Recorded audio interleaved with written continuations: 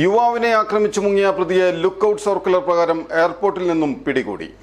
എല്ലാവിധ ലാബ് ടെസ്റ്റുകൾക്കും MHL smart labs, Dubai road, Eriyad, Bahadur mall, Kara and Manus properties, Asmabi college.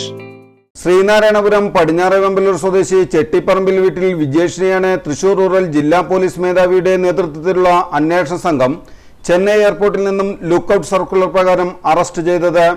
October 20-ാം തീയതി രാത്രി 9 മണിയോടെ പടിഞ്ഞാറേവെമ്പലൂർ ശ്രീകൃഷ്ണമുഖം ക്ഷേത്രത്തിന്റെ മുൻവശം വെച്ച് യസൻപുരം പടിഞ്ഞാറേവെമ്പലൂർ സ്വദേശി തായാട്ടുപറമ്പിൽ വീട്ടിൽ അതുൽ കൃഷ്ണയെ ആക്രമിച്ച് പരിക്കേൽപ്പിച്ച കേസിലാണ് arrest.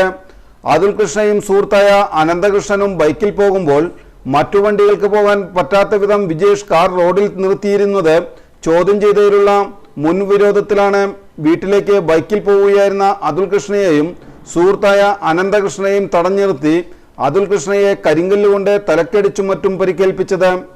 Mathilakam police station SHO Vimod, SI Ajay S Menon, Muhammad Rafi, grade senior CPOമാരായ ബോബി തങ്കച്ചൻ, ഗോപകുമാർ എന്നിവരാണ് അന്വേഷണ സംഘത്തിലുണ്ടായത്.